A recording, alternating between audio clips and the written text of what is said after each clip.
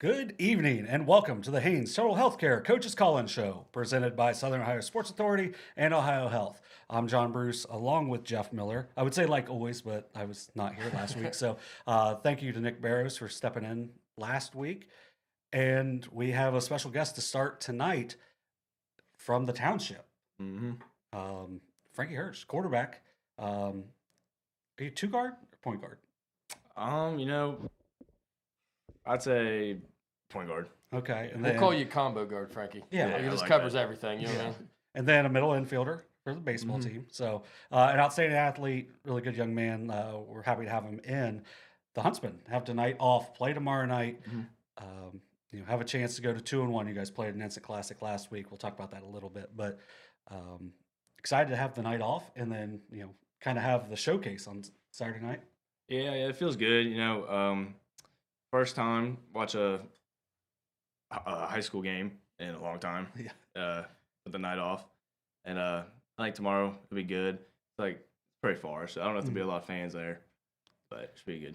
As long as it doesn't rain, I'll be there. If it starts raining, I'm gonna be honest, I'm gonna hang out and just watch college football and follow you guys. But looking forward to seeing you guys. I saw you guys scrimmage South Gallia.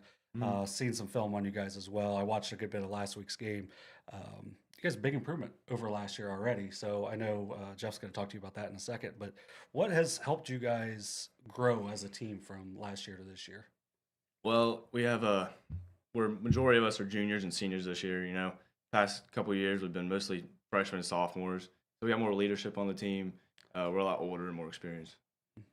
I know, offensively, Frankie, we had talked before we went on the air that, after 2 games, you guys have scored 85 points. And I think you even mentioned, that might be more than we scored the entire year last year. So, what is it offensively that's really clicking for you guys this early in the season? We last week we ran the ball a lot in the first half, and we couldn't really. Well, we got it moving, but when we open up the pass game, it just seems a lot easier. Yeah, that kind of the balance makes it much more difficult to stop. But how nice is it to be able to turn around and hand off to a guy like Isaac? Oh, it feels amazing. Isaac's a stud. He gets about 5 yards probably a carry. It takes about 3 guys to take him down. Yeah, just when you get a hard runner like that, it just makes things a little bit easier, especially if you can maybe pull it and run on your own. Because I know you guys were doing that a lot late in the game with you last week. But, you guys make that big drive to go down and take the lead.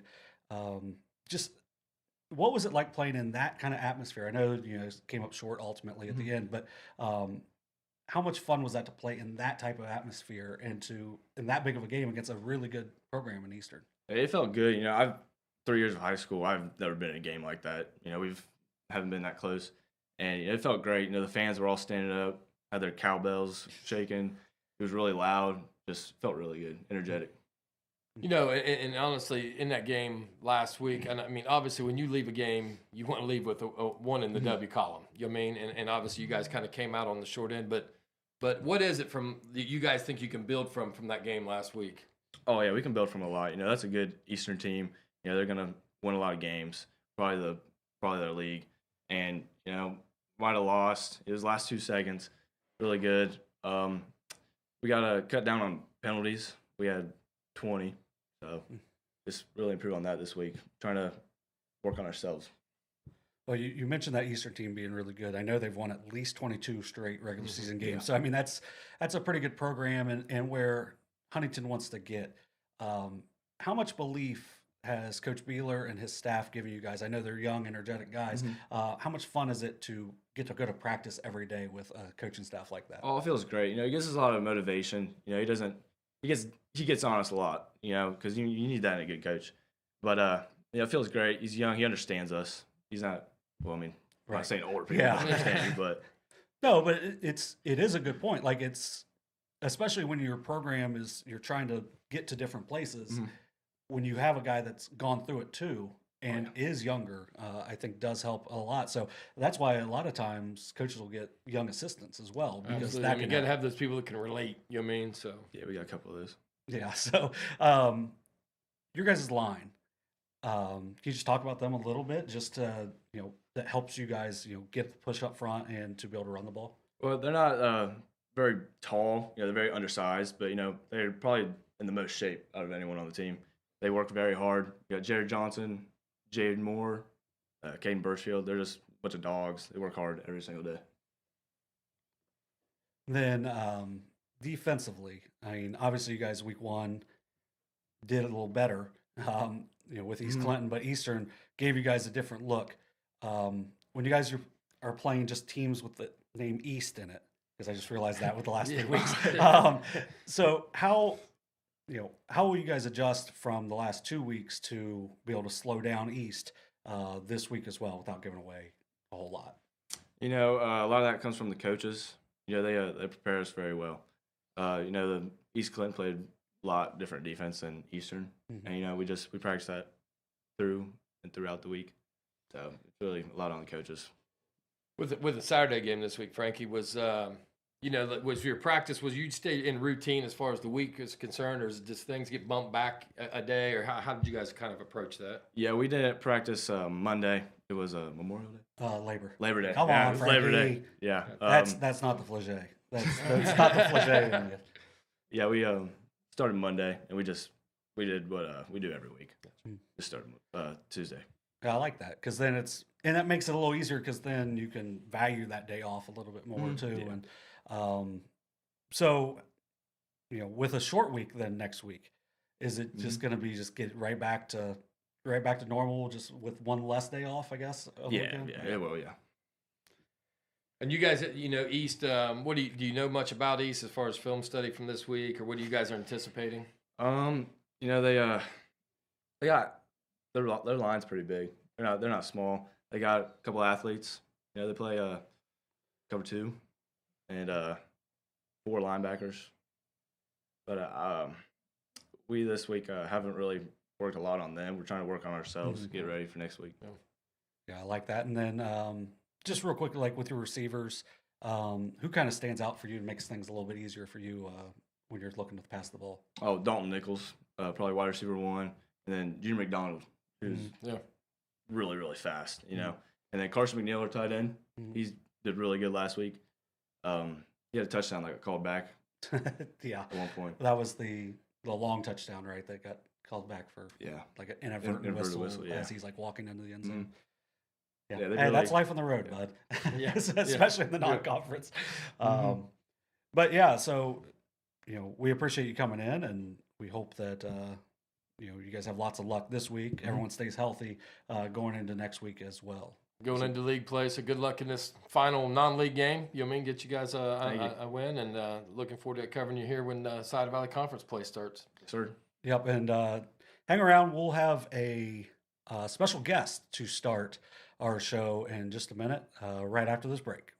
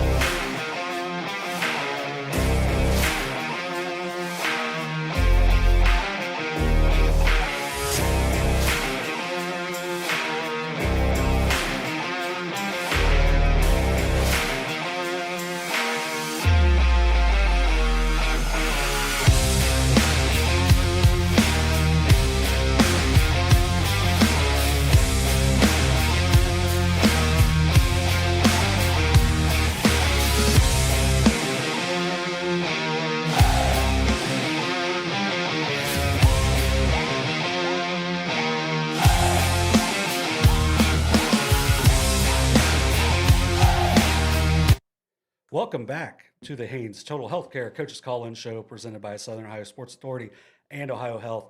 As always, we thank Glow Fiber for providing the internet access for tonight's show here in the Southern Ohio Sports Authority studio, which may actually have a new name coming up, but we got to work that out. So we have a special guest from Haynes Total Healthcare. We have Dr. Abbey Palmer. How are you doing tonight? Hey guys, well, thanks for having me. Yeah, we appreciate having you on. Now, you are located in the One Health Drive, correct? Yes, correct. Okay, so I know you're a big time athlete up at Circleville. Yes. So did any of that have any part of helping you start in your journey in chiropractic, or kind of how did you get your start in this? Absolutely, I would say athlete definitely played a role into choosing the chiropractic field. I actually adjusted when I was 8 years old, which is crazy to think. I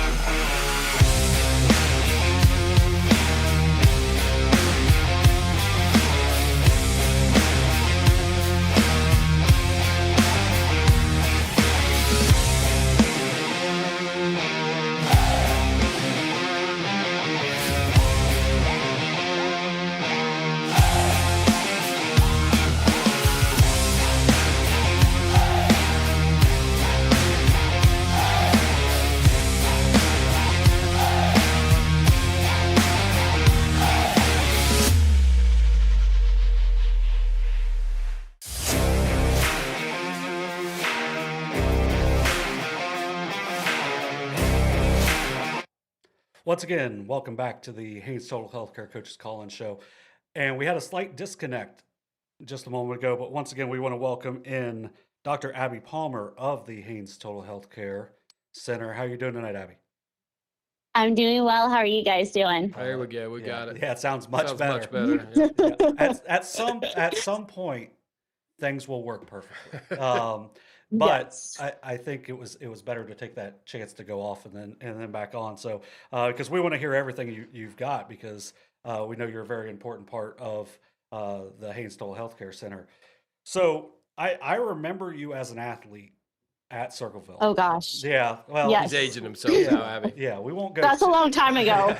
We won't go too deep into it, but I do know you're an outstanding athlete. So did that have anything to do with your kind of journey into being a chiropractor? Absolutely, it did, without a shadow of a doubt. I was fortunate to be raised by parents with a very holistic approach. And getting adjusted was a part of my identity from being 8 years old all the way up to obviously now. Being adjusted on a regular basis kept me healthy, kept me pretty much injury free all of my athletic career. We focused on nutrition, we focused on hydration, which is everything that we do at Haynes Total Healthcare. We focus on chiropractic, regular chiropractic care, nutrition, we have physical therapy. We have all of that right there in our office. Yeah, I've been a long time proponent of going to it as well. After I started going to Brandon when I was having some back issues, wish I would have done it earlier. Yes. So, how soon after an injury should an athlete seek attention, from your office? Because I know it was a while for me to actually decide to go in, because for a long time we didn't hear great things about it. But I can tell you, as someone who's gone pretty often, it has some great value as well. But for young athletes, how valuable is it to get in there quickly? As soon as you get injured, let us know. We want to get you in as fast as possible so we can get you on the road to recovery. Studies show that the quicker that you receive care and you start getting treatment, the faster you recover, the faster you're back playing, the faster that you're out winning games and being back out on the field. Yeah, and you know, to add to that, Abby, it's you know, one of those situations where, you know, kids obviously here in the fall football, kids are getting dinged up. You know, it's constant. Yes. You know, Absolutely. me personally, my own son, freshman, has started having some back issues, and I mean, we're in Right. seeing, you know, someone twice a week, and I really do feel like if we're not in there twice a week, he's probably missing practices and this and that. So I can just echo what you say about getting there as quick as possible. Yeah, absolutely. The sooner that we can see you, the better off you're going to be. And it's not necessarily even for pain. Obviously, we want you out of pain, but chiropractic does so much more than just get you out of pain. It's going to push you past your opponents, essentially. It's going to make you perform better. You're going to hit that peak performance, and that's going to get you success on the field as well. Yeah, it's a very valuable aspect because it's not just for your back, but it's your entire body because you guys have the total health care. Yes. So you guys do a lot of stuff on the day after Friday nights, correct? So what are the office hours that people can come see you? Yeah, so I am actually in the office tomorrow. We have a doctor there every Saturday morning. We start seeing patients at 8 a.m. And we continue till the patients stop coming. So you call us, we can get you in, but we want to be able to be there so we can serve those patients, especially the ones that are playing on Friday nights like tonight. I'm sure a lot of them, well, let's be honest, all of them need adjustments first thing tomorrow morning. Yeah, because if they're playing the right way, there's gonna be some big hits. Yeah. And at the Absolutely. and even if you don't play, you're standing a lot on the sideline. So it's Mhm. a very active sport, and you want to make sure to take care of your body in every way that you can. Yes, and we can definitely do that here and allow us to help you do that too. Yeah, and just overall, we appreciate you coming on, but is there anything extra, like whenever you guys talk nutrition and whatnot, is that is a major part of the Total Healthcare Center, correct? Yes, absolutely. So we are very much a standard process supplement. And if you don't know about standard process, they make all their supplements in-house. We have actually been to the farm in Wisconsin where they produce and they make everything local. So they are a whole food supplement.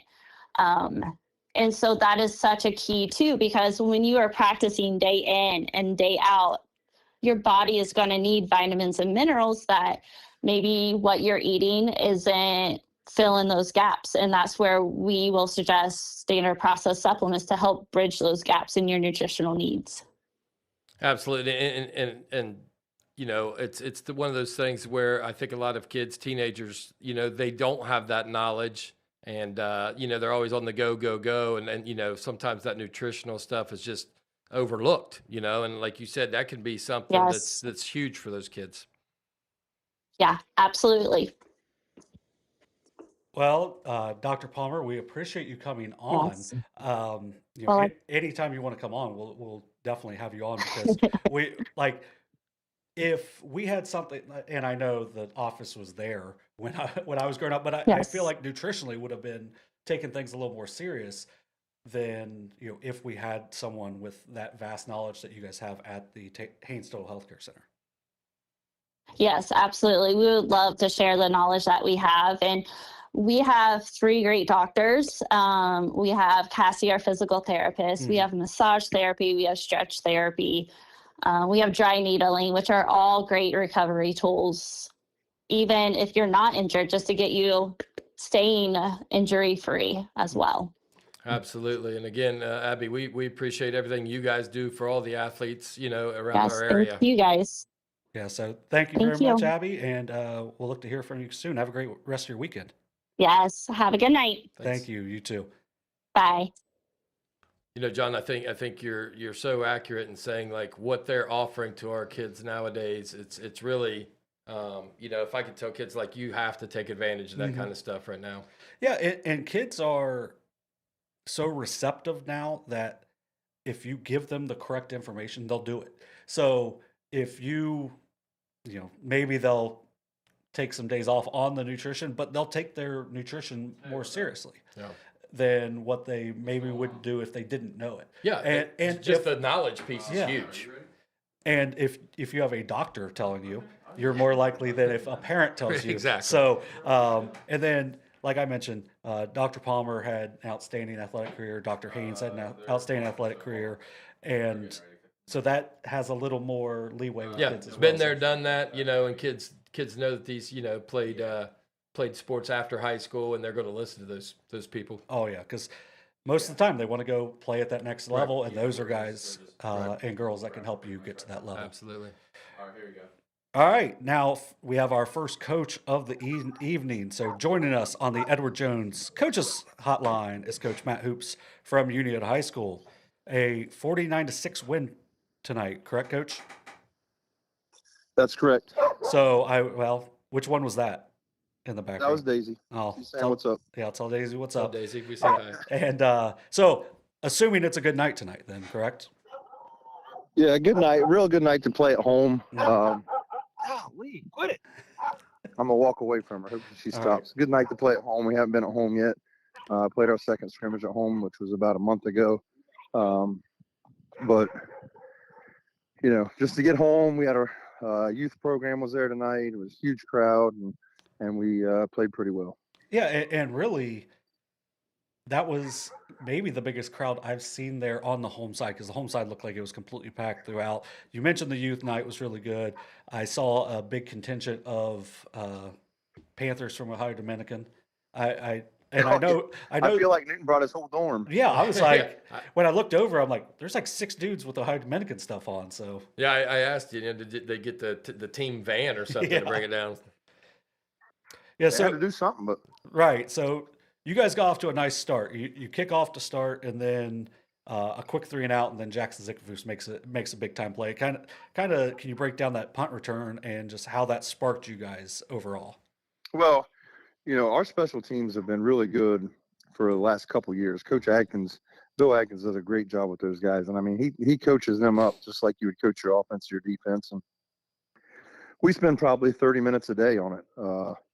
One of the special teams each week, maybe 2. Sometimes we get 2 in, just depending on when we have our soccer kickers available if they're not playing soccer. But we feel like we have a lot of really explosive athletes that we can put back there and return kicks, and obviously Jackson Zickafoos is at the top of that list. And, he caught that thing and had some space. And I'll tell you, the key play of the whole thing was Jack Weingardner actually not blocking someone, just running, kind of screening a guy off because he wasn't looking at him. And that kind of sprung Jackson, and he made a couple guys miss, and he was gone. So, anytime you can get a 3 and out and then a special team score, and your offense hasn't even taken the field yet, and you're up 7-0, you feel pretty good about yourself.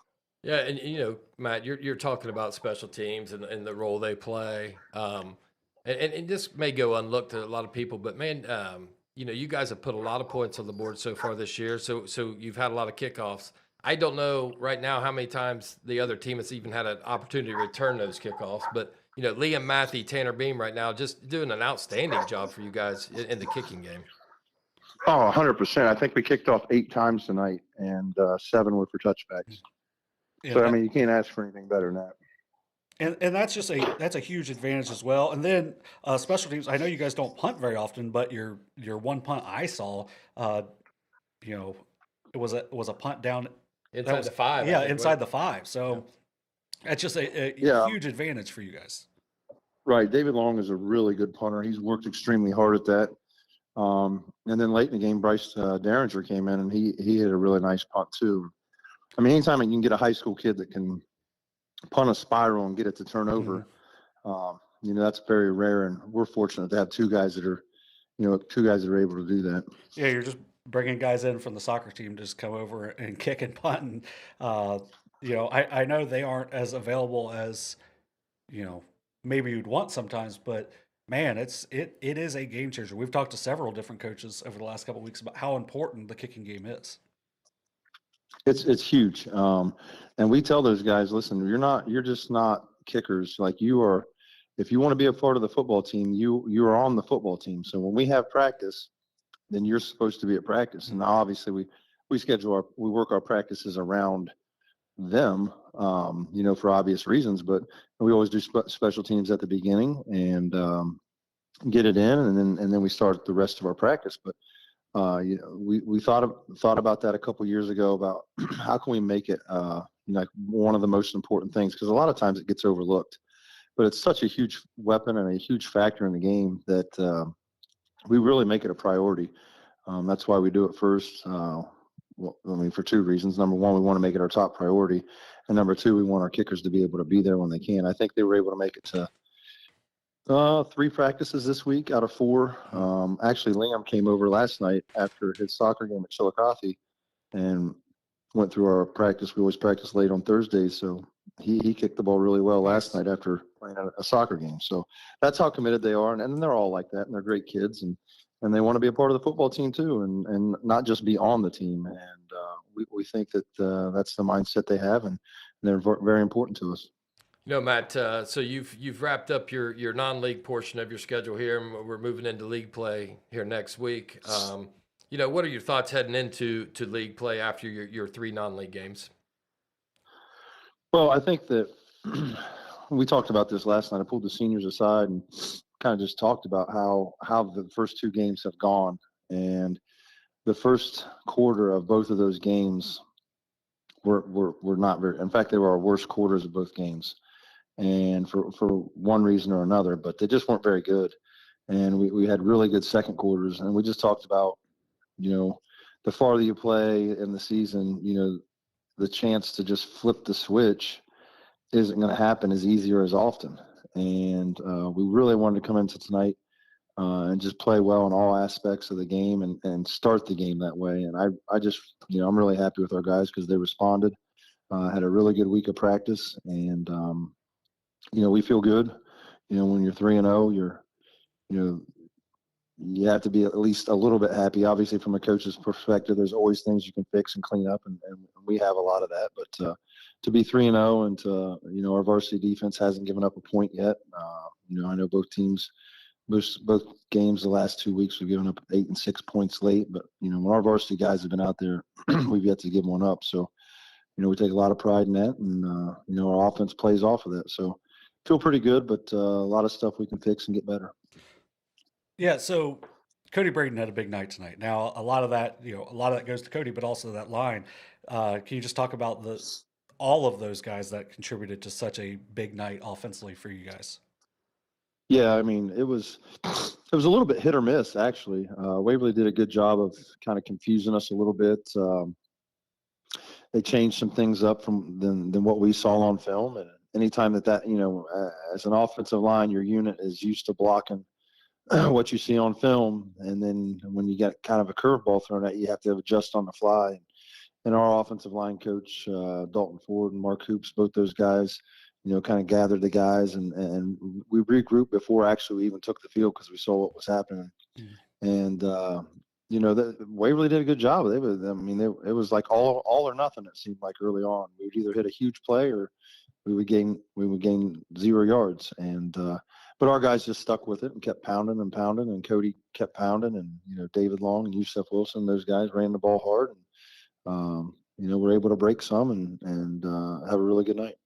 Do you have any stats by chance, Coach? There, like I don't have them right here. Okay. I know he scored 4 touchdowns. He was well over 100 yards. And Cody's the type of kid that last couple of weeks we get him his work in and get him out because of what the score was, and he's never going to. He's a team first guy, and he's never going to complain. But you could tell Cody was kind of chomping at the bit to be a little bit more involved. And we told him, hey, it's going to happen, and when it happens, it's gonna be a really big night. And I think that was kind of summed up his night tonight. Yeah, and then defensively, you talked about how you guys haven't your starters haven't given up any points as a whole. I see you guys just flying around on film, but also in person tonight. Who are some of the guys that have been able to make some big plays for you guys that have made it, where you guys have been so solid defensively? Well, I think, coming into the year, we had to replace two guys that were second team and third team All-Ohio and our tackles, and Ben Griffin and Marcel James, and then two All-Ohio cornerbacks in Caden Cutright and Blake Hoops. So those were, obviously question marks for us. But we've had guys step up, like, we've slid Bryce Jarvis from defensive end down to defensive tackle with Yusef Wilson. And then our defensive ends are two guys that have never played really defensive end. And Luke Howard, he started to last year. And Jacob Renner has never played defensive end, and he's probably been one of our brightest spots so far this season. And then we returned both of our safeties, so we felt really good with those guys, and Jack Weingart and Jackson Zickafoos. Of course, our linebackers are they're outstanding. All three of those guys started for us last year, with David Long being a 4-year starter in the middle, and he can call our defense on the field, and Cody Braden and Judah Zickafoos just flying around. But two guys that I hadn't seen a lot of playing time were our two corners, and Micah Strange and Levi Beam, and those guys are getting more comfortable every snap they get. And, we just have a lot of guys that we're able to rotate through there and keep guys fresh and contribute. But those 11 guys are on the field the most for us. Guys like Braden Harsher comes in and plays in the back end. And we have some different guys we rotate in defensively up front. But as a whole, those guys they're flying around and making plays and having a lot of fun doing it. Well, Coach, we appreciate the call again. Seems like you're the first one tonight, so we're going to let you off here early and be able to enjoy your evening. So I got to make sure that my house is still standing up and there's food left in it with all those. Well, I was going to say you got half a college team probably sitting there waiting on you to cook dinner. So right, well, and since they've been to college, both of them, the last month and a half, Right. I barely had to go to the grocery store. Now it's back to reality for a night. Yeah, you got to get ready tell for Newton that. to peanut butter and crackers tonight. So you got on the road again next week, correct? On the road, man. 3 out of 4 to start the season. We go to Huntington, obviously playing well. Probably felt like they should have won last week against a really good Eastern team. But Coach Beeler's been there for a while now, and he's established his program, and you got to go on the road, and it's tough to do. So we'll have to have a really good week of practice and get ready for the Huntsman. All right. Well, Coach, we appreciate you calling in. Best of luck to a healthy week ahead. We don't want to wish one team luck over the other, but we want everyone to stay injury free. But yeah, it should be a fun matchup next week in the township. Yep. And once again, 49-6 win for Unioto, moved to 3-0. So thank you for calling in, Coach, and we will talk to you soon. All right, guys. All right. Yes, sir. Coach. See you. Yep. Thanks, Coach. And next joining us on not quite yet. And I'm getting a finger slow down. I'm like, I was gone. I was. You're ready to go. You're amped up. I was a mountain high, or I was a mile high in the air, walking to that stadium, dude. Like that mountain air is real. different.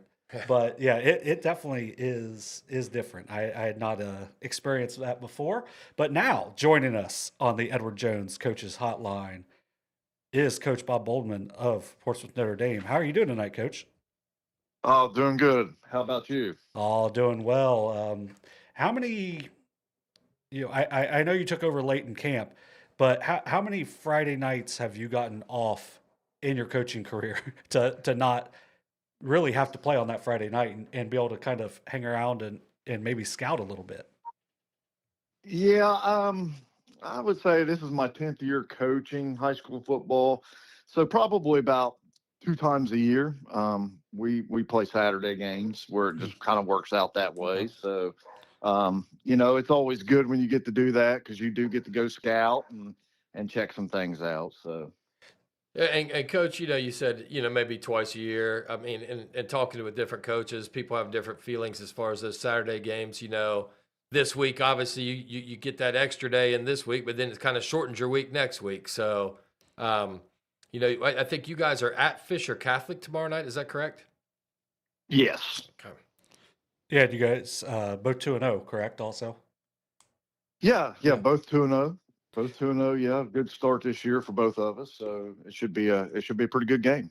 Yeah, who is who's been able to step up for you guys? I know you guys had a nice senior class last year. As we mentioned, you took over late in camp. Who has made it to where, as a whole, you guys have been able to stay together to be able to get off to that 2-0 start for you guys? Well, we've got a really good senior class this year. We have 8 seniors for a small school like us. Typically, you don't get that many seniors, but you're lucky if you have 4. But we've got 8 that have been playing football since they've been freshmen. So we've got a good core group of leaders and kids that have plenty of experience, because most of these kids have been starting since they've been sophomores. So you got 2 full years of varsity experience, and then coming into this year, you don't have to rely on playing so many underclassmen, although you still have to play underclassmen. But we just got a good core of senior boys this year. Well, and they win in a lot of other sports too. So even though you guys are a small school, how much does that kind of build up your program as a whole when the school has so much athletic success? Like, is it just kind of success breeds success in a way, correct? Yeah, it is. Most of our kids are at least two sport athletes. Some play 3. So they're continuously doing stuff through the whole school year after they play football, whether it be if they're playing basketball. Some of them may swim, and then you get into the spring, and most of them play baseball. If not, they run track. So they're always doing something to keep themselves in shape, working with the weights. And, that's kind of what makes small schools successful, is that, you don't have that where you just have a certain group that play this sport and a certain group that play that sport. Our kids play everything. And, like I tell our kids, basketball prepares you for baseball. Baseball prepares you for football, track, it all coexists and works together to make you a better athlete. So we're very fortunate that most of our kids do play 2 or 3 sports. And Coach, you mentioned that I think you said you had 8 seniors on the roster this year. Is that correct? Yes. And that's got to be, that's got to be a good feeling as far as the coach is concerned. You look at your scores from the first 2 weeks, and I think you had a 2-point win there in week 1, and then an 8-point win last week. So, tight games. So having some of those veteran kids probably makes it an easier, transition with new coach when you got those 8 kids. Would you agree with that? Yes, I would. Unfortunately, our starting quarterback, who is he's been quarterback since his sophomore year, and sophomore year he was first team All-State, and then last year Coach Davis kind of put him somewhere else and tried something different, and then Ethan ended up coming back week 6 and played quarterback for us the rest of the time. But unfortunately, he broke his collarbone in the second series of a game up at Fairfield. And, so that was kind of devastating for our team. At that time, we were up 7-0. We were getting ready to score again. We ended up scoring on that drive. But then once we lost him, we kind of went stale a little bit, But our kid, our kids has faced a lot of adversity this year in this short season. And like I told him when Coach Davis decided that he was going to resign, I'm going to take this adversity with you guys. We're going to face it. We're going to take it head on, and we're going to conquer it. And that's kind of been the motto, and that's what these kids are doing. So even in that game, we had to bring in Luke Cassidy, who's, our playmaker. He plays receiver for us, but we had to bring him in at quarterback, and he ended up rushing for over 100 yards and scored 2 key touchdowns in that game for us. And then, last week against Adena, which they're D6 school, they were big, and our kids came out and just, they just have that never die attitude. And, I think they just got a chip on their shoulder, and they just want to prove that, they're a force to be reckoned with. Yeah, and it's always good to be able to throw a playmaker in, even though it's going to hurt you in different aspects, but to have a playmaker who, like you mentioned, plays multiple other sports as well, to where you can make those adjustments. And while it's not ideal, it does definitely benefit as well. So who else has been able to step up for you guys, maybe on the defensive side of the ball to help you to this 2-0 start? Well, defensively, our D line has been significant for us with Michael Hiles. He's a senior, plays nose for us. His brother Matthew plays middle linebacker. Both have been starters since their sophomore years. You know, we've got a sophomore at defensive end, Jackson Stombach, who's a bigger kid, and he's really stepping into it. And then we've got senior Coleman Schaefer at the other D end, and it just helps with that senior leadership. And then in our secondary, we have senior Connor. I have a brain fart here. Connor Sept, and then we've got Chris Piccolo, who plays the other linebacker, and Billy Shannon. We just got a bunch of kids. And here's the thing.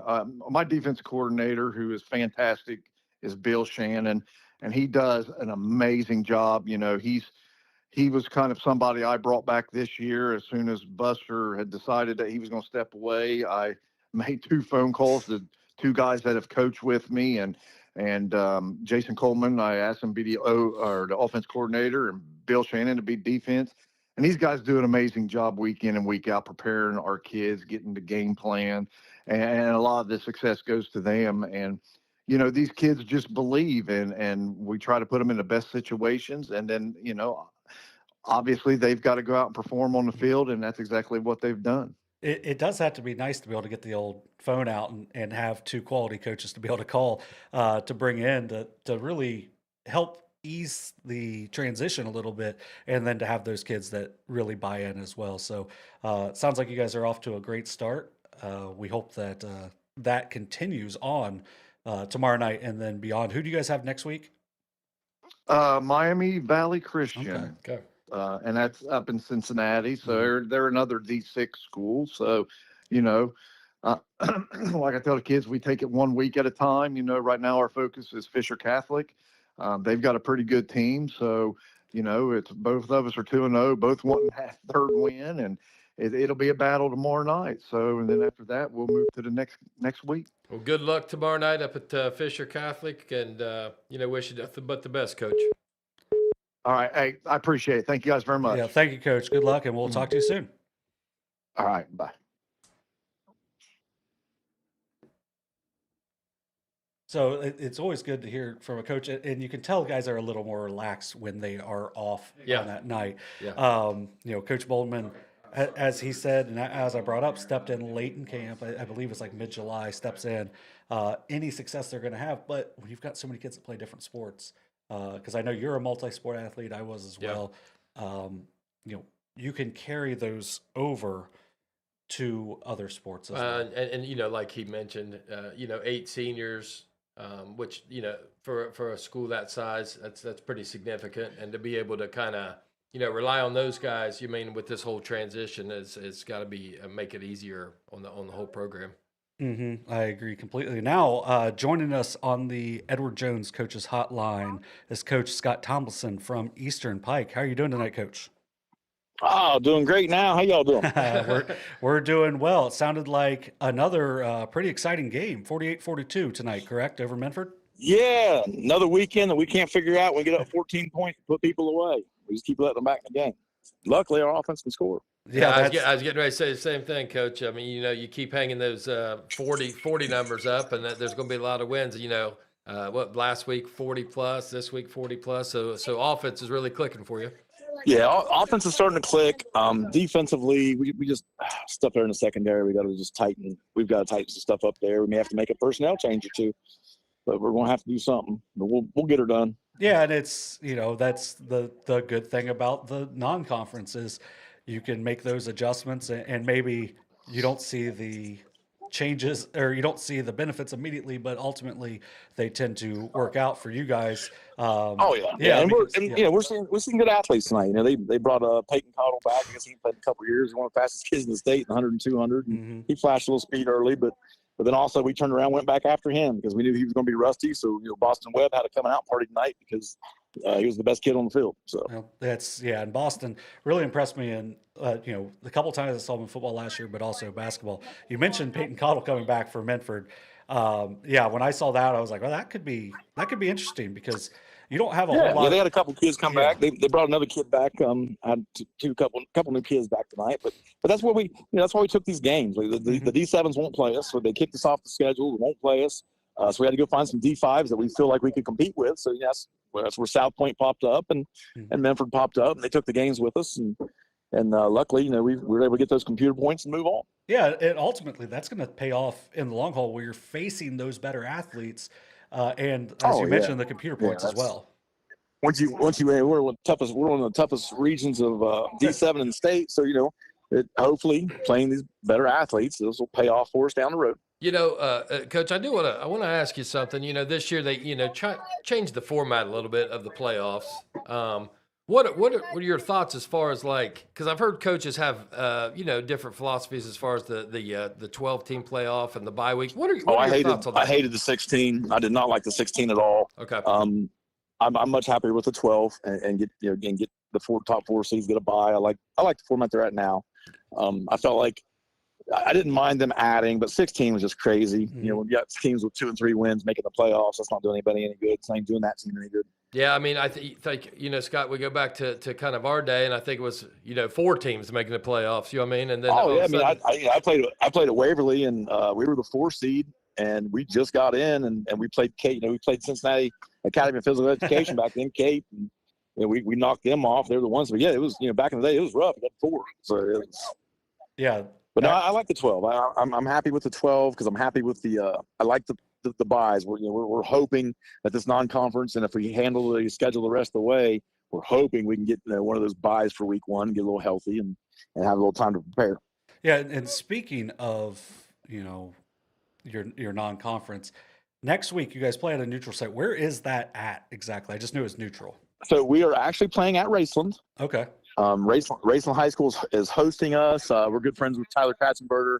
He's down there now, and shout out to them. Like basically, Tyler Katzenberger found us the game, and he said they would host it for us. And and we went down there for a 7-on-7, and they were very, very nice, not very good people down there. Cool staff, great facilities. The facilities are awesome. Like our kids are really looking forward to going down there and getting a game on their facilities. So, and who is it you got next week, Scott? What team? We're playing Clinton County, Kentucky, and I couldn't tell you. I don't know. I can tell all I know is they're the equivalent of a D6 in Ohio. We saw some games last year game film where they like to spread it out and sling it around. Looked like they had a tall quarterback and some good tall receivers. So that might give us some fits after what we did tonight. But I don't know. We'll switch films, and just honestly, we have no idea what we're getting into on that one. So. Yeah. So, and they have a coach named Rocky Talent. That's a really good. That's a good coach's name. So that's a cool name. Yeah, that's a cool coach's name. Yeah. So, that's a big one for you guys next week, as you mentioned that moving up. Anytime you play a division higher is only going to make you guys better. Who really, in the long run, that's.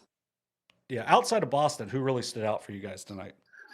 Oh, I'm gonna give a shout out to my offensive line and Jack Montgomery. That was the real winners tonight. They were we challenged them to take over, and the O line. We told them we take them to Roosters Monday if they could get 200 yards rushing and win the game tonight. And I'm going to say we got to be pushing that 200-yard mark. We had to be pretty close because Jack broke off a couple long touchdown runs, several long runs. He's a workhorse tonight. Hell, we probably fed him 30 times, but he wanted it. He grew up here as a little kid watching Mark Sloan and Matt Sloan and all of his uncles dominating here at Memphis, and so I just had a feeling that tonight was going to be Jack's coming out party, and man, he had a big one. We don't have the stats yet, but he really trusted that O-line. That O-line was blowing holes wide open for him. So yeah, and then Eric Manley, of course. Eric's Eric. I mean, he made a couple of throws in that first half. Those first couple of touchdowns, he threw one ball might have traveled 60 yards. It was unbelievable down to the back corner of the end zone to Boston. He had a couple beautiful throws early, and then we had an 80s where you roll out. You always tell a kid, don't throw late back across your body. And he rolls out, and he buys time and sprints all the way just about to the freaking sideline and throws the damn thing back across his body, back toward the middle of the end zone. And I think it was maybe Carson Peters or somebody he found, and I just was like, what do you do as a coach? He's like, Oh, okay. We'll just go be an athlete then. Just Yeah, go be- yeah. You're over there screaming, Yeah. "What are you doing? Great pass, great pass!" Yeah. Right out of the So, playbook there. yeah. So Eric was being Eric, and of course, it's like I said, Boston outworks everyone, man. Boston will go to the weight room and then he'll go upstairs and get on the Vertimax and do that, and then he'll eat right, and he takes. Yeah, he's just a great kid. He deserves the success, and Eric trusts him and leans on him. You know, when the time's right, he knows who to get the ball to. Mm-hmm. Yeah, it's got to be nice to have that quarterback with that really good arm talent, but also those receivers that work as hard as those guys do. So, Yes. congratulations on another big win tonight. We appreciate you calling in as always, and Thank you. And we don't normally say good luck because it's usually our teams playing each other. But good luck next yeah, week. you're crossing the state line, yeah. so you know. All right, let's go get us a Kentucky win. That's right. Yes, so we appreciate you, Coach, and look forward to hearing from you soon. All right. Thanks, Coach. Thank you, guys. Have a good night. You too. Yep. Thank you, Coach. Christian, we good? Not yet. So he mentioned that throw from Manley. Did you see that throw last week? Yes. On the next to last play was one of those, like, man, he an athlete. Showed that arm talent off Yeah. in a big way. So, it's got to be nice to have that, but also, those receivers as well. So we have one more coach on before we take a break. Joining us on the Edward Jones Coaches Hotline is Coach Rob Woodard of Wheelersburg. How you doing tonight, Coach? I'm doing great. Great. Big win for our kids. Super excited, super proud of our coaching staff and players and what they were able to do tonight. Great win for our community. Yeah, a 17-7 win over Jackson. One of the, whenever someone asks me about, the really good programs, you guys, Jackson, Ironton are the ones that are always at the top of the list, and it's awesome that you guys all play each other. Just how outstanding was it after you guys have a really hard-earned win last week to be able to bounce back and go on the road to earn a big one tonight? Oh, it's huge. It's huge for our kids, recognizing the adjustments we need to make there at halftime in a game that was a slugfest to kind of start things out. Had some mistakes, miscues. That's going to happen in big games, and both sides had that happen. We saw a seven-point score by them. We were able to come back and strike with a punch that gave us another 7. So basically at halftime, it was starting the game off again at that stage. Who we were as offensive and defensive units, and then we were able to go in and really work on the adjustments we need to make, and our kids executed things and did a great job. They were communicating with coaches, seeing what they saw out on the field, coaches communicating with them, and just really proud when you see that happen out on the field. Coming up on the last half mile. Coach, I see, I look at the score again, 17-7. So obviously after week one, I'm looking and I'm like, okay, looks like Heimbach got another field goal this evening. Can you we talked to Coach Hoops from Unioto earlier about like kicking game and the importance of that. And it seems like, that you got the Heimbach kid back there. Man, he's such a weapon. Yeah, we got in there inside in a position where we can make it a 2-score game, and we did that. It really puts all the pressure on your opponent in regards to that. But we got back down there again, and probably a lot of people thinking, well, why aren't we kicking it again? And we just recognized that 3 points doesn't give us anything. We needed to put the ball in the end zone. We called a play. Hats off to Jackson. They defended it well. Put the pressure on us where we weren't able to get the pass off, and ultimately, not able to get points at that time. But our defense held strong again, which has been the tail of the tape for the last 3 weeks. Just tremendous. One of the stats in the game was, we gave up 5 first downs in the first quarter, only 2 after that. One of those coming in the second half. I mean, one first down in the second half, and really only one other first down after that first quarter. So, defense again, they bent a little bit. Obviously, they would like to put a goose egg up on them, but did enough that they needed to do in order to continue to give the ball to our offense in good field position, and we were able to go down and finish the drive to start that second half, which was just huge, and then move the ball again and put us in position for that field goal. And that's what you got to see out of a football team. Right, and you guys, you mentioned your defense, 8 points in week 1, 7 last week, 7 this week. Just what has made things work for you guys defensively to be such an elite unit against a really tough schedule to start off the year? I really think it's just finding the right people to put in positions to be successful. I mean, we've had to jostle some things around where we were last year and put guys out as we graduated some good defensive players. But we brought some guys back in that secondary. We knew that was going to be a strong suit of us. We had some guys that step up and starting to show how good they are. Hunter Henderson, Brady Dawes continues to play good at linebacker. We've got Luke Coons doing a tremendous job. Kenyon Evans out the corner position has been really effective for us out there. And then a couple young guys that's working in the back, along with Bryce Monovan and Xavier Miller, two juniors that are rotating some time there at the corner position. And then our guys up front, we've chosen to kind of change our style of defense a little bit and lean a little more on 3-4, which has been effective for us. But we've had to make adjustments throughout that, and our coaches have done a great job, and the kids have responded well. Coach, John mentioned that your 3 games so far have really been tough opponents, and if I'm correct, you guys open up league play next week. Is that correct? That's correct. Northwest at home. Yeah, when you're playing a league opponent, it's the energy level is always really high on both sides, especially the league opener. So what do you guys want to look at this week to try to, without giving away much, obviously, but we've got to clean up the penalties. We've had too many penalties in the last couple games. We've looked to take chances here early on in some of our situational stuff. We're going to continue to take chances. Haven't been effective on them, but we're going to look to continue to be effective when we need to be. Really puts pressure on the defenses to have to account for everything that you could possibly do from an offensive team. But we're just going to continue to perfect ourselves and work on being better and more efficient ourselves with what we can do, studying our opponent. But our kids have learned that they can, just listen to those coachable moments that happen throughout a game and how effective it can be. Again, proud of the job they did tonight in stepping up. Well, Coach, we know that you are on the road back, so we appreciate you calling in. We'll let you go, but we appreciate you calling in, and congratulations on yet another big win. Yep. Thank you. Go Bird. Yep. Thanks, Coach. We'll talk to you soon. Yep. So, just another good win. And that McNicholas team that they scored late last week to beat was up at the half against Ironton. Ironton ends up winning and pulling away because it's kind of what they do. Yeah. But it's been a really good schedule. That Jackson team's going to win a lot of games. Yeah. And it's just, I mean, again, like you said, I think with their schedule so far, Wheelersburg has played, they went up to Kip, which, don't be fooled by the record. Right. They got some athletes, and then you turn around, you got McNick and Jackson, and Coach Woodard's got to be really happy as he heads into league play. Yeah, and you got Northwest, who is 2-1. It's 2-1 for a reason. Right. Like they're a big, tough physical team, and they play a style that is not necessarily fun to play against. And overall, that gets you ready for more things in the postseason when you're facing a variety of styles as well. Absolutely. Hey, Coach, can you hear me okay? Okay. Okay, perfect. All right, sounds good.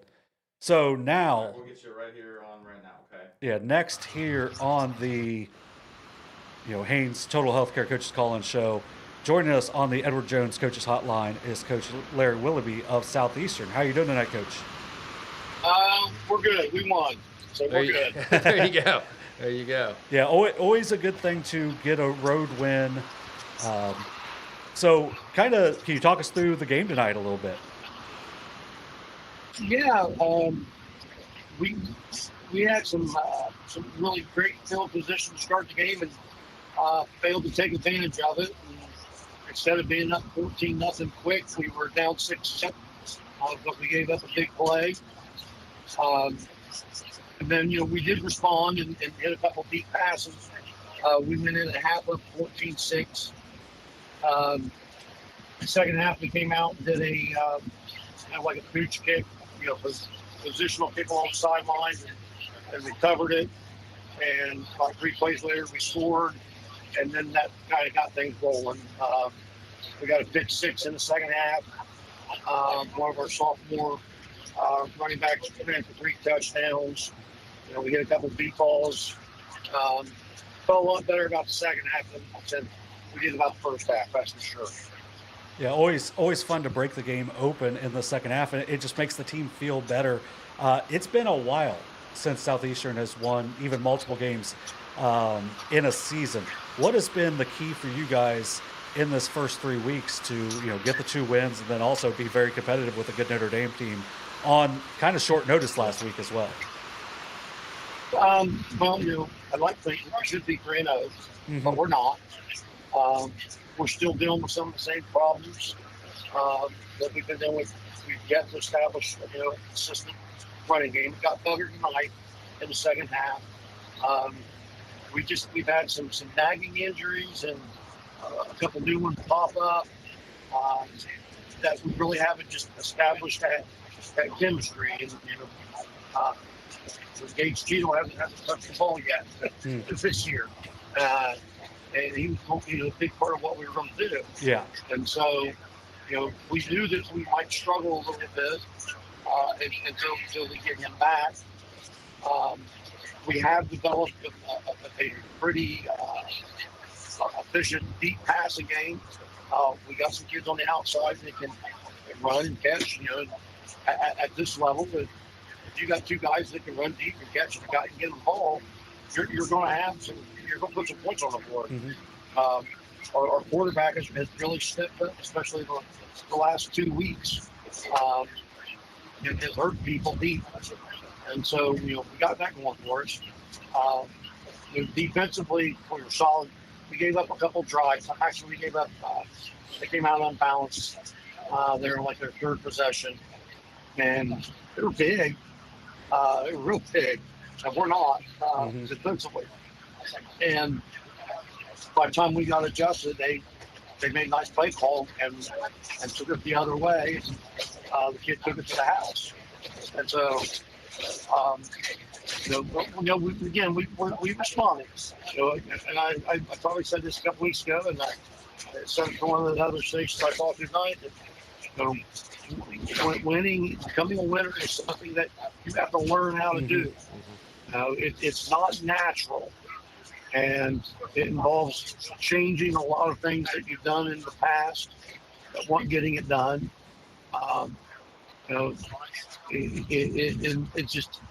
It's detailed. And you'd like to be able to walk in a room and snap your fingers and have everybody figure it out. And it's not going to be that quick. The nice thing that happened tonight that we've really been waiting on was that we landed a solid punch there to start that second half, and then we followed through, and we talk about that's what winners do. That when winners get that opportunity, they put their foot down and they finish. And I thought we did do that tonight. Yeah, it sounds like definitely, Coach, the second half was kind of indicative of that. Fairly tight game. When you go in at halftime, you kind of come out, like you said, kind of offense gets clicking there in the second half and put some points on the board and kind of, finish it off. Do you happen to have any, was there anyone that, stats off the top of your head, Coach, or you got those in front of you by chance? I don't have them right in front of me because they're on my phone. I think we threw for, I want to say 135. I think he was 4 of 7 for 135 and 2 touchdowns, including one of them was an 80-yarder.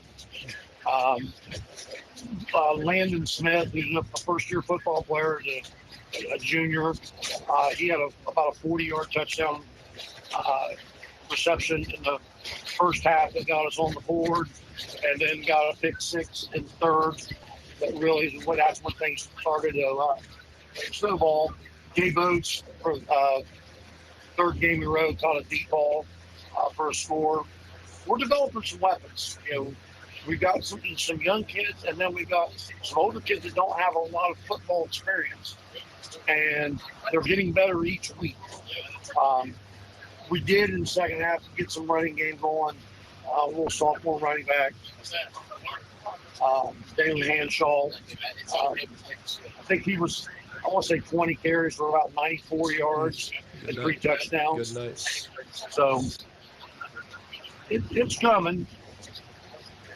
Well, and you mentioned that you're developing weapons without Gage Cheadle right now, who is to the people who have seen him know he's one of the top weapons in the area because he's just dynamic. So that's just going to make you guys more dynamic whenever he's able to come back, right? That's what we'd like to think. Mm-hmm. Coach, this one at Fayetteville kind of wrapped up your non-league stuff. Moving into conference play next week.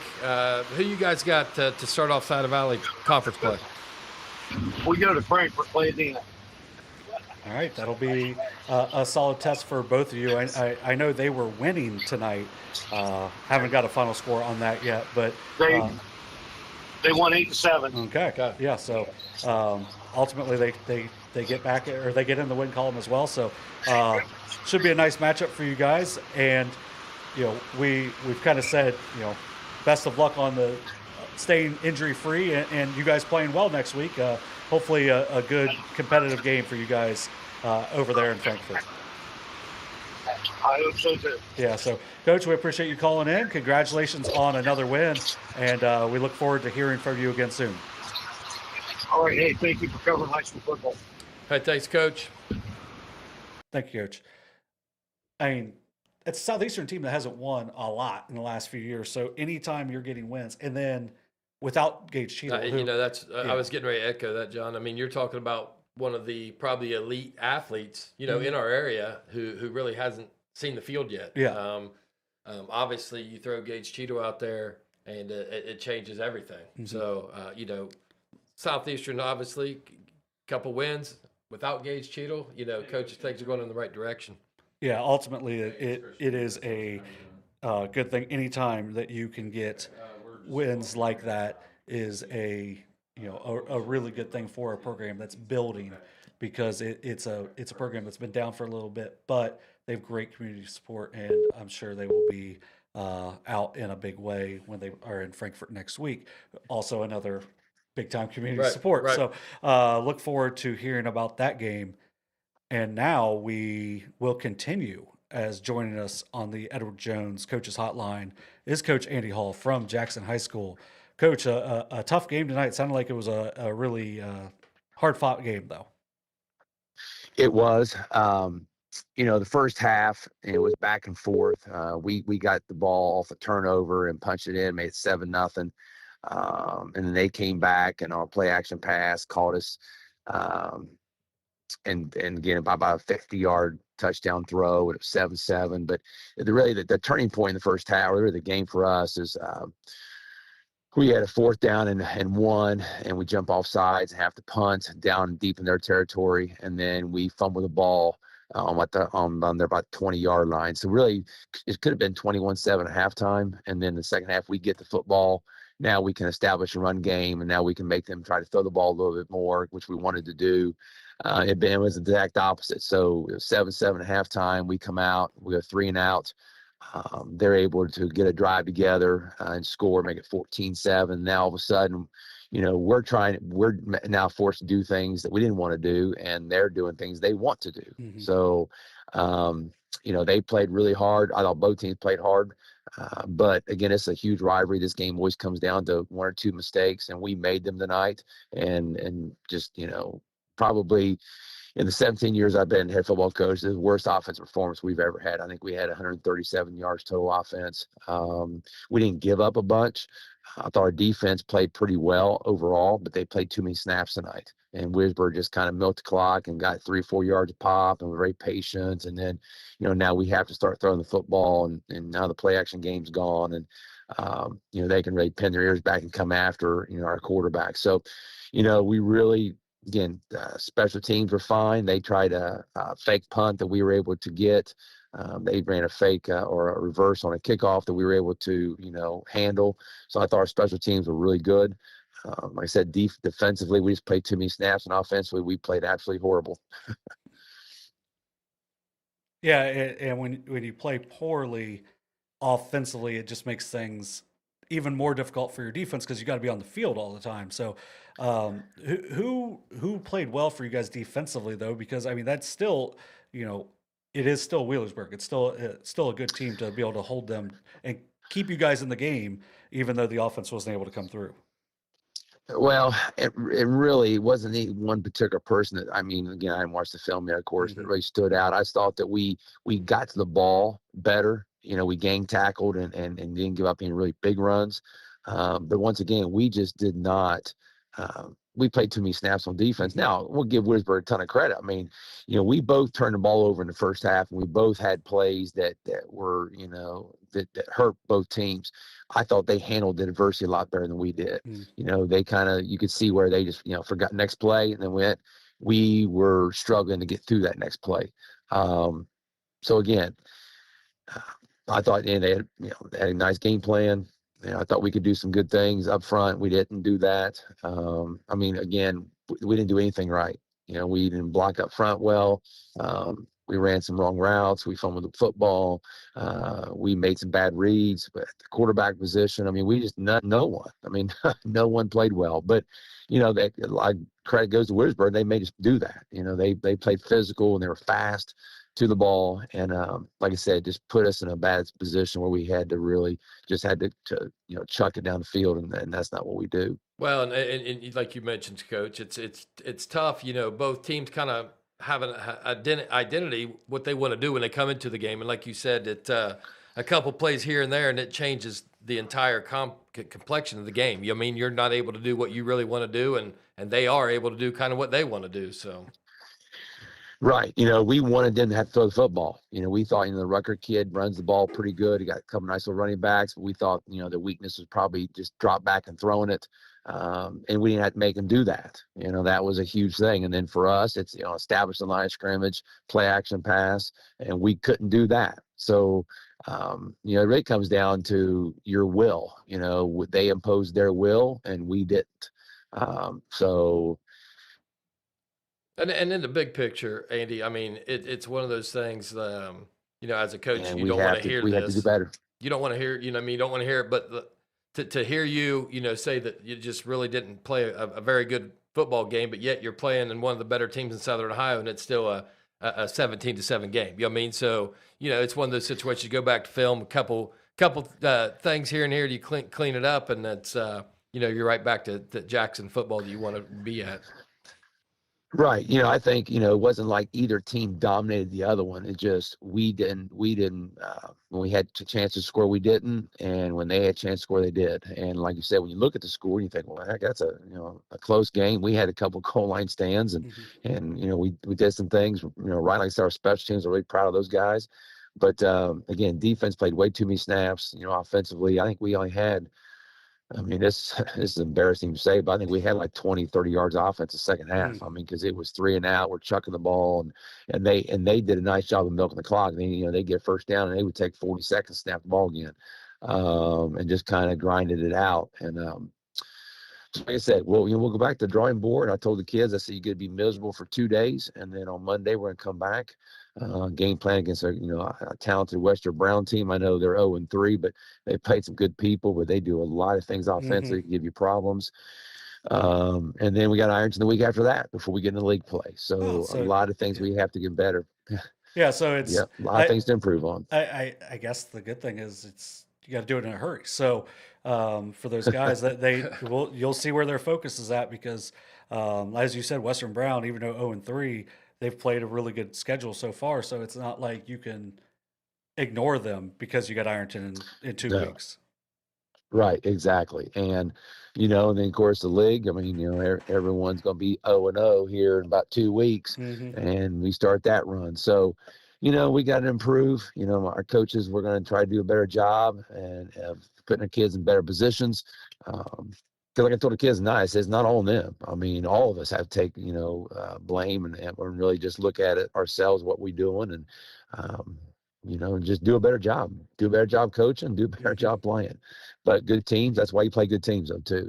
We're not going to back down anyone. We're going to line up and play on Friday nights, and sometimes you don't play well and you lose games. So we have to come back next week with a better determination and get this thing back going again. Yeah, the good thing about playing those good teams early is even if you don't play well and you get some losses, it's going to pay off in the end, because your goal isn't to win week 3, it's to win week 12 and 13 and so on. So ultimately, exactly right. Yeah. And with the experienced team and experienced coaching staff, you guys know that you guys can make the adjustments. So looking forward to seeing how you guys change things up next week at Western Brown. We wish you the best of luck. It's a non-league or a non-area team. I know they've had a nice program for a good while, and a lot of our area teams play them as well. So we hear their name. Yes, our whole league plays them, just about. Yeah, so I mean it's a good chance to kind of look at it in a way of how everyone else has done with you guys, but at the same time gives you guys a good test in the non-league. So we appreciate you calling in, Coach. Right. And not a problem. Thanks for having me. I appreciate it. Thanks, Coach. Look forward to those adjustments. Okay. Thank you, Coach. Yes, well, we're going to see. Yep. Yes, Take sir. care. Yeah, so one thing we haven't done so far tonight, which we'll hit on real quick, is the Norfolk Animal Clinic scoreboard. We haven't looked at any of the scores outside of when we've talked to the coaches so far. So we're going to hit the Norfolk Animal Clinic scoreboard, which you can always find on our website, sosaohio.com. So just a quick rundown of the scores we have tonight. Chillicothe, a 35-16 win over Western Brown. Hillsboro, a 49-34 win over West. Check out the replay on that. That was a pretty crazy game. Big time swings in that game. I know Hillsboro put it away with a pick six in the last minute. Wheelersburg 17, Jackson 7. It's not updated yet, but Washington beat Finneytown 42-14. McLean 35-22 over Paint Valley. Miami Trace a 7-6 win over Logan Elm. Unioto 49, Waverly 6. Circleville beats Westfall in overtime to go to 3-0 for the first time in quite some time, 42-35. Amanda Clear Creek a 25-7 win over Zane Trace. Southeastern 42-6 over Fayetteville. Lukesville Valley a 24-7 win over Piketon. Adena with an 8-7 win over Landmark Christian. Eastern Pike a 48-42 win over Minford. Rock Hill 34, Oak Hill 8. Northwest a 42-41 win over Chesapeake. Sims Valley goes to 3-0 with a 55-27 win over River Valley. Athens 33, Marietta 21. Nelsonville, York 34, Colgrove 6. Trimble 10, Vinton County 0. And for more scores, like Ironton 29, Archbishop Nicholas 7, and Portsmouth 24, Greenup County 9. Check out our Norfolk Animal Clinic scoreboard on sosaohio.com. But next on the Haynes-Stoll Healthcare Coaches call-in show, man, we have a lot of things to sponsor. So it's joining us on the Edward Jones Coaches Hotline is Coach Tyler Gullion of Piketon. Sounded like it was a hard-fought battle tonight, Coach. How did the game go overall? It was two good teams playing each other.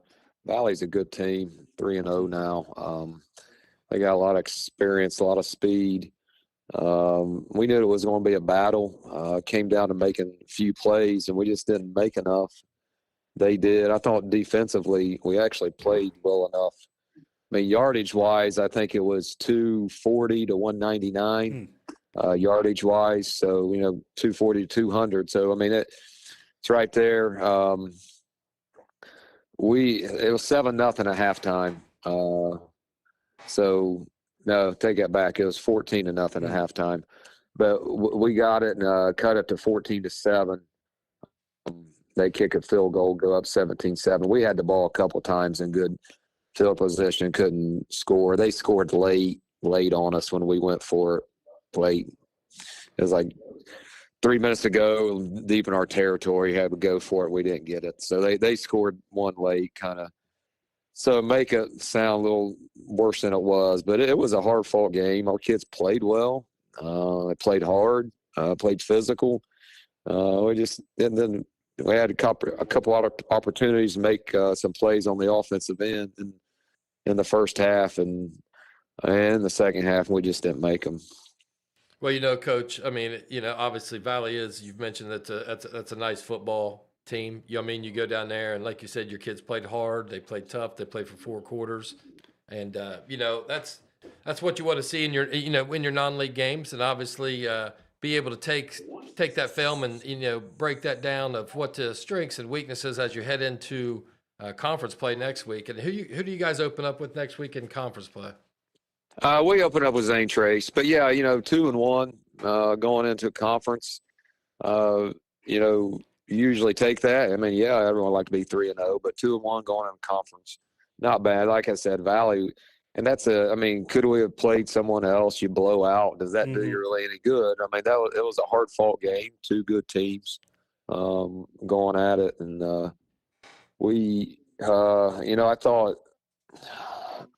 thought, we got a couple guys banged up, and I mean, that's never an excuse. So we just didn't click offensively. We was kind of running here, running there, and I got to do a better job of just making sure everyone gets to their spots instead of trying to flip everyone around.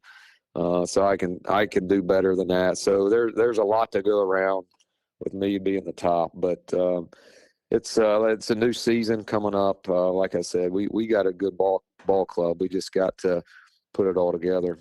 Well, and you mentioned playing someone really tough in that week 3, because weeks 4 and 5 aren't going to get any easier. So it is better to go challenge yourselves, because it's not like you don't want to walk in maybe with inflated confidence going hosting Zane Trace next week and not being ready for what they're going to do. So it is a very valuable matchup.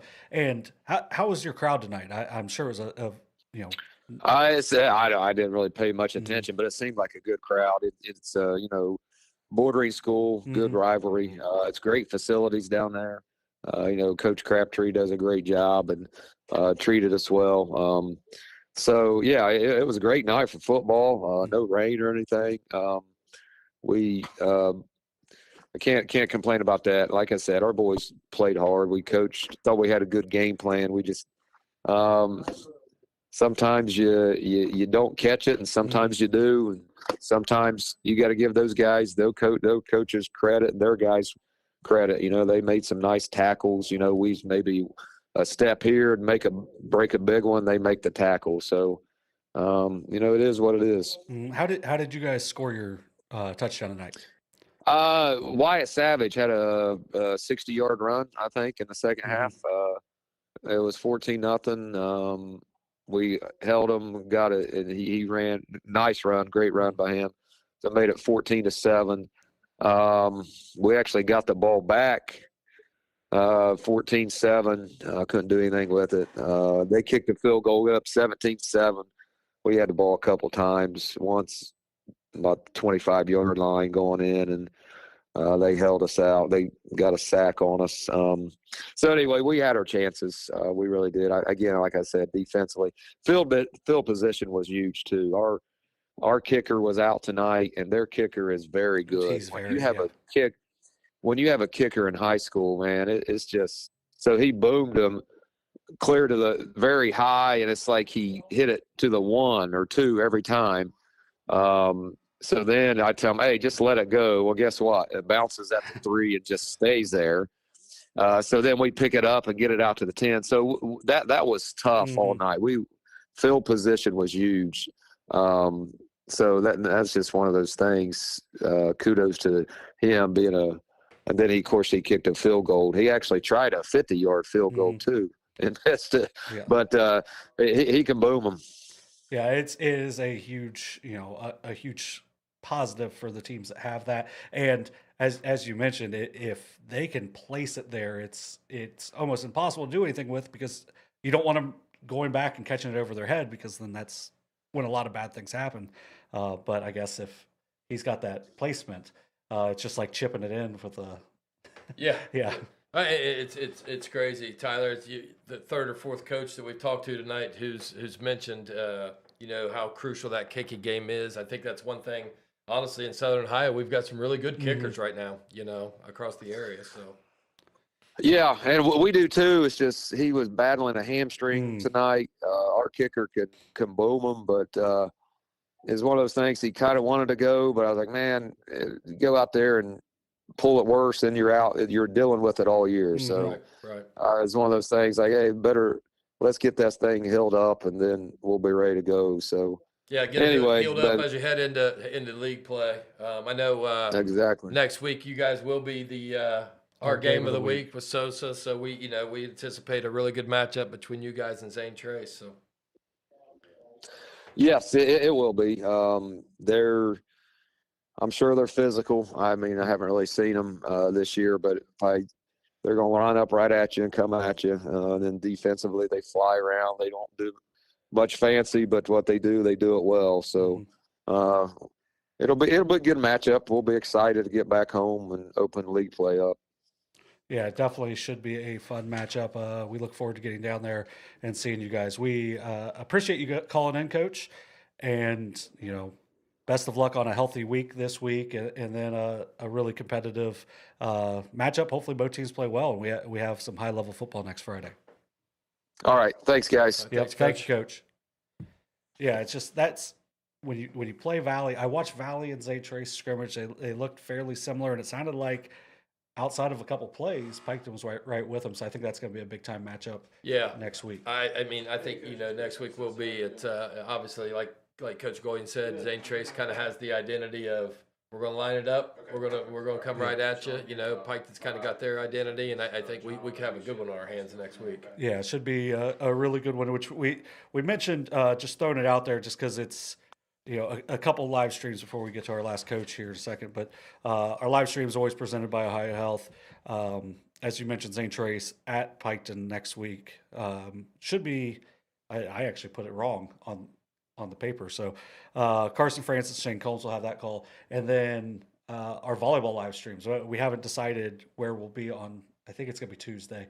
And I think it's going to be a big, maybe frontier-ish matchup. Couple good ones. Yeah, a couple good ones this week that were covered. So yeah, so if you like volleyball at all, go back and watch those. A couple five setters. Last night's was really fun, getting down to Gullion. Gullion, Wheelersburg. Gullion, Wheelersburg, and then Circleville and Logan Elm. Two outstanding matchups throughout the week. So what appears to be our last coach of the night calling in, joining us on the Edward Jones Coaches Hotline. It's Coach Chet Saum from Amanda Clear Creek. How are you doing tonight, Coach? Doing great. Finally got home from our 3 road weeks. Yeah, and you guys, man, you guys did not take it easy in your non-conference schedule. 3 really good opponents in a row. Kind of what clicked for you guys tonight? Was it 25-7? Yes. Yeah. That was final. Yeah, 25-7 win over a really good Zane Trace team. Sounded like you guys really clicked offensively. Yeah, we started the game really well. We one thing we talked about all week was not stopping ourselves with dumb penalties and mistakes like that. We scored on our first 3 drives, which is always a really good thing. So every time we touched the ball in the first half, we scored, except I think we got the ball with about 20 seconds left and just killed the clock. So that was a big thing. We started fast and we didn't shoot ourselves with penalties, in the first half and a little bit in the second. Coach, I mean, obviously you started off the season 0-2 with a couple tough losses, How important was, getting this win tonight as against a good, solid Zane Trace team? It was really important. We always want to stop or get out of the non-conference with a decent kind of springboard of momentum. Even after last week's loss, the way we played and how competitive we made that against a really good team really did give us some momentum going forward. Our team didn't get too down on itself. We stayed where we needed to be. We've got a really good senior class that's leading us, and they never got real discouraged or anything like that. We kind of knew what we had. We just had to get where we needed to be. So, like you said at the beginning, those are 2 really, really good football teams we lost to the first week, and it was a very important game, but at the same time, we weren't too down on ourselves or anything like that. Yeah, when you go out and challenge yourselves in that non-conference, how important is it to have those senior leaders that even if those first 2 games didn't go the way maybe you wanted, even though you're playing outstanding opponents, to keep your guys confidence high going into yet another really tough opponent on the road? Yeah, I mean, that's the big thing, being able to have such leadership with the senior class and experience with the senior class. That's huge. We've been in situations where we've been down before, and we just told them, stick to the program, stick to what we understand, and we can pull these things out. So most of the time it's in a game, going down 14-0 or 19-0. But this one was just a week, going down 0-2. Now what we can do, we got to keep our composure and do the things we need to do and do the little things right. And I think, Coach, like you said, that kind of wraps up your non-league, moving into mid-state action next week. And you guys, I believe you open up with Bloom Carroll. Is that correct? Yes, sir.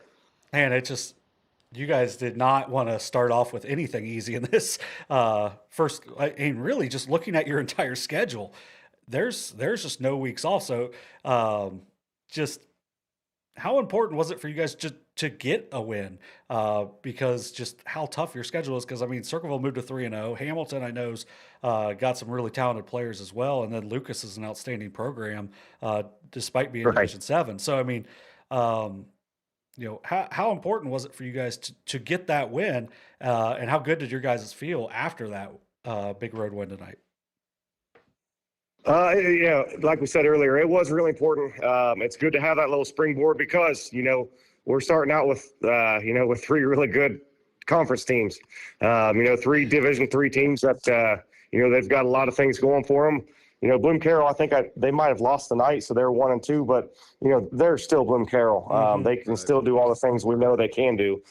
So having some momentum, and the big thing was we got rest tonight.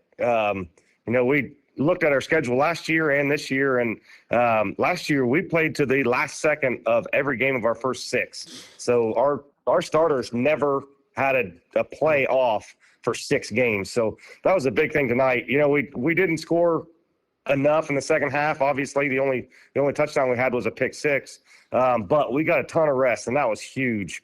We got some of the guys off, and we're able to not get so dinged and nicked up. And I think we can go into Bloom Carroll pretty healthy and got a lot of momentum going.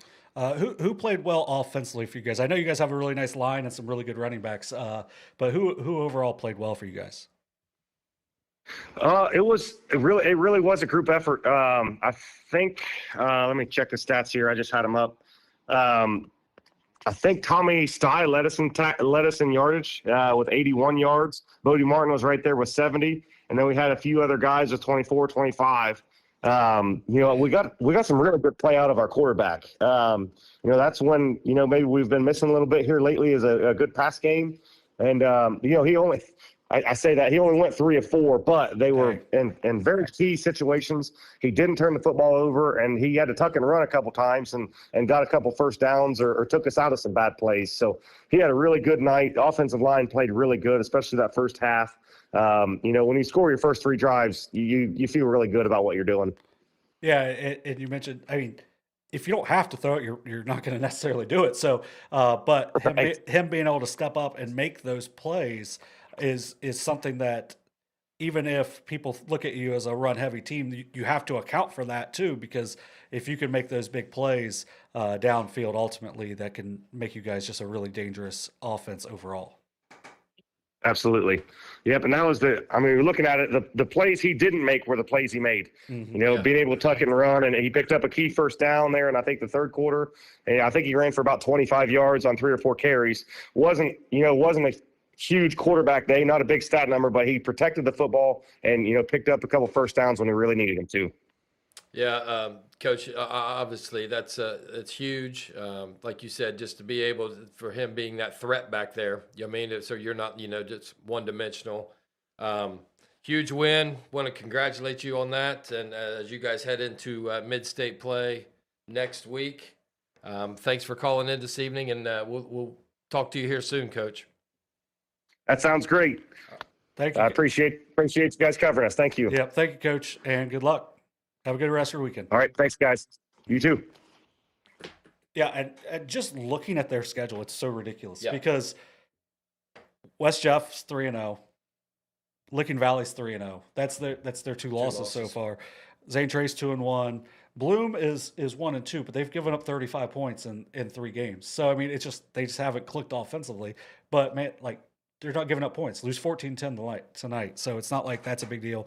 Circleville's 3-0, Hamilton's 3-0. Lucas is probably going to be 1-2, but they're one of the better Division 7 programs that's not in the MAC.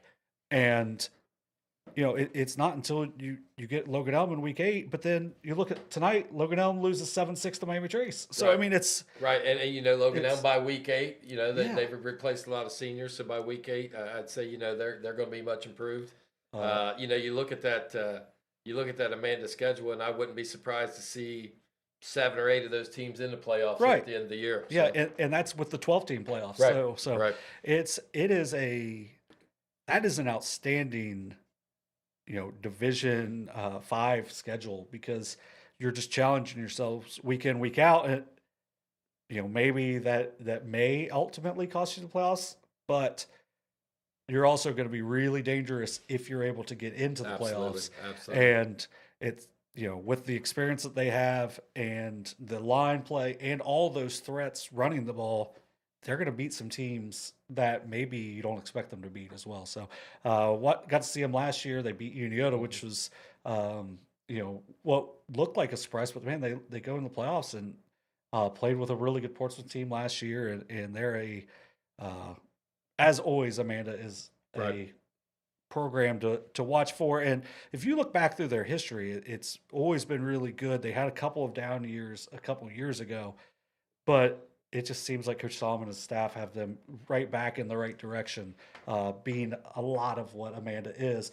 which even being the smallest school in their conference, they're always a threat. Absolutely, and like you said, Coach Saum, it seems like he's getting those kids back to kind of the Amanda football that, that 5-10 years ago when you would see night in, night out. Yeah, it's a program that is exceptional and has been for a long time. So one final look at our Norfolk Animal Clinic scoreboard. As always, you can find it on sosoohio.com.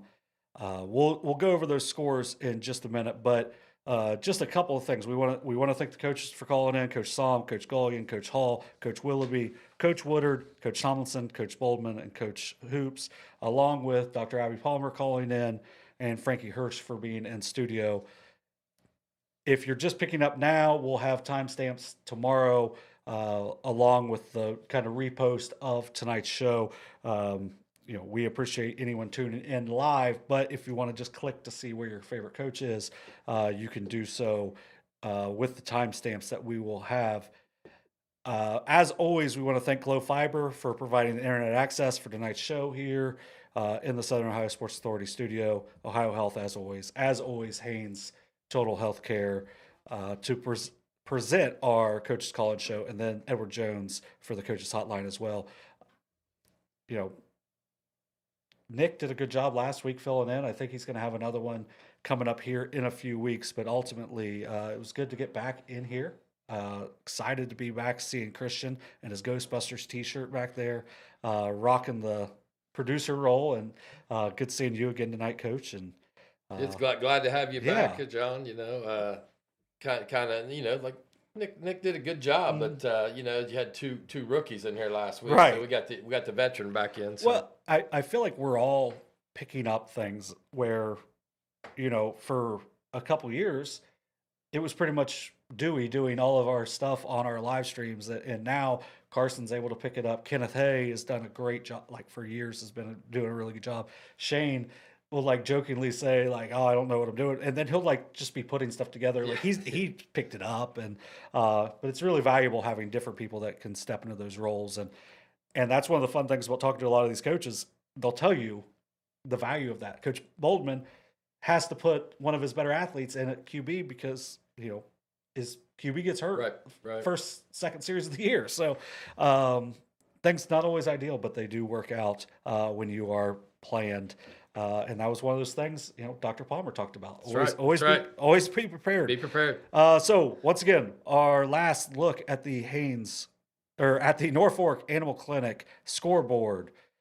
All of our scores for tonight that are up, and we will be adding them throughout the night as they come in. I just looked. We got a volleyball matchup. West Union at Ripley. We'll have that score up later on. But starting from the bottom and working our way up to the top, Guy Academy, a 28-21 win over the Big Blacks in Point Pleasant. That is their mascot. They should be the Mothman. That's true. Yeah, 28-21 win. We need a petition to make that change or something. Yeah, because I said it a couple years ago on Overtime, and Dewey just cracked up because he had no idea that was their mascot. And we played junior high soccer over there back in, I'm not going to say when, but it was before junior high soccer was really a thing, so we had to go to Point Pleasant to play. Portsmouth with a nice win over Greenup County, 24-9, moving to 2-1 on the year. Ironton goes on the road to Archbishop McNicholas. Yeah, Archbishop McNicholas, but who's their what's the place across from Applebee's, the steak place or the sub place? I can't think of it. You got me, John. It's next to Little Caesars. Penn Which one is Penn Station? Penn Station Stadium. Oh, okay. Yeah. Okay. Penn Station's founder went to McNick. So, okay. Yeah. So a 29-7 win for Ironton at McNicholas. I believe Waterford was up big on Shenandoah, but we didn't have a final on that. Alexander, 49-6 win over Belpre. Liberty Union, 56-21 win over Meigs. Trimble, a 10-0 win over Vinton County. Nelsonville, York, 34. Colgrove, 6. Athens, a 33-21 win over Marietta. Fairfield Union, a 39-6 win at Fairland. That's one of those impressive scores. Yeah, it is. I thought that was going to be a tight one. I missed that one big time on our picks this week. So moving on, South Gaia with a 22-21 win in overtime over Eastern Meigs. Sims Valley improves to 3-0 with a 55-27 win over River Valley. Tune into overtime this week. We're going to talk Sims Valley a little bit as they've been very impressive. Bronx Carpenter's been really good for them so far, only a sophomore. Manchester, a 46-12 win over Green. Northwest moves to 2-1 with a 42-41 win over Chesapeake. Rock Hill, 34, Oak Hill, 8. That game was over super quick. I don't know if they started early, but it was over by 8:15. So I don't know what happened there, but must have had an early start. Yeah. Eastern Pike with a 48-42 win over Minford. Check out, watch for that Minford team because they got some athletes back this week that might have played in the state championship game in soccer last year. I think Coach Tomlison mentioned Peyton Cottle. Yeah. I mean, you're talking about adding a kid who runs a sub 1100. throwing him out of the football. There's going to be problems. When you add those pieces. Yeah, that's a good challenge for Eastern Pike and good for Minford to get those guys back out. Going to make them much more competitive. Adena gets their first win with an 8-7 win over Cincinnati Landmark Christian. Lucasville Valley a 24-7 win over Piketon. Southeastern moves to 2-1 with a 42-6 win over Fayetteville. Amanda picks up their first win, a 25-7 win over a previously undefeated Zane Trace team. Circleville moves to 3-0 with a 42-35 overtime win over Westfall. Sounded like an extremely fun game. Check out Derek's article tomorrow. He'll have much more on that. Unioto with a dominating 49-6 win over Waverly. I know Miami Trace was down a couple guys, so a hard-nosed win for them. 7-6 over Logan Elm. McLean beats Paint Valley in the battle for 41, so they get the trophy 35-22 over Paint Valley. Washington beats Finneytown 42-14. Wheelersburg, a big 17-7 win. Our Sosa game of the week was Hillsborough 49, Portsmouth West 34, a game that was absolutely crazy with a lot of momentum swings. It was 34-21 at one point West, and then some stuff happened, and it was all Hillsborough after that. So a good win for Hillsborough. And then our final score of the night, Chillicothe 35, Western Browns 16.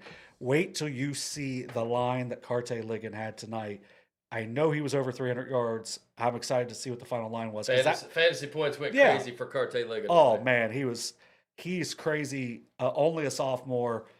Man, we're going to have I believe it's week 6 at Miami Trace. Hopefully him and Baker can be healthy because Carte Ligon, Julian Baker, with two good lines, that'll be worth the price of admission and the price of turning on YouTube and watching. So, an outstanding week 3. A lot of leagues start league play. The FAC is the only one that does not start league play. I think there's a couple of SOC teams that don't start league play because they've got just unbalanced schedules. But Ultimately, league play starts next week, so hopefully we'll hear some from a variety of coaches as well. We appreciate all coaches that call in, especially ones, even if you lose and they call in, we appreciate it. Because you get some good stuff out of it. Yeah, and I mean it's going to be interesting. Like you said, a couple leagues are cranking up next week. A lot of times, obviously, you see these non-league scores, and you start to in your mind kind of predict like, okay, but a lot of times you get into league play, you can throw records out. Oh yeah, and you look at non-conference schedules. Like Amanda's going to go in 1 and 2, but also Bloom's going to go in 1 and 2 with a really tough non-league schedule. So sometimes teams can go in with a deceptive schedule, and you don't always know what to expect. So look forward to how week 1 of league play plays out. Once again, we appreciate Frankie coming in to talk with us. Probably not going to happen a lot during football because most of the time you play on Friday nights when we have our show. So we appreciate all the coaches calling in. We hope to hear from more next week. We had 8 call in tonight. Good job by Christian getting us ready. I think we're starting to do less sign language throughout as well. Like we're using the phones and whatnot. So really tech savvy in this room. Yeah, we have high tech is for sure. Absolutely. And I'll tell you what, shout out to Christian because he fixed our issue immediately tonight. So good job. There's the sign language. Good job. And we appreciate Dr. Abbey Palmer letting us call back because her information was really good information. So check back with her at the beginning of this episode. We appreciate her and Dr. Haynes calling in the last couple of weeks. So got anything else? No, I mean, good week 2 or week 3. I'm ready for some league play next week and excited to be back. Yeah, so looking forward to next week as we will hear from many more of your favorite coaches here on the Haynes Total Healthcare Coaches Call-In Show presented by Southern Ohio Sports Authority and Ohio Health. For Christian Spradlin as our producer and Jeff Miller, I'm John Bruce, wishing you a great rest of your evening.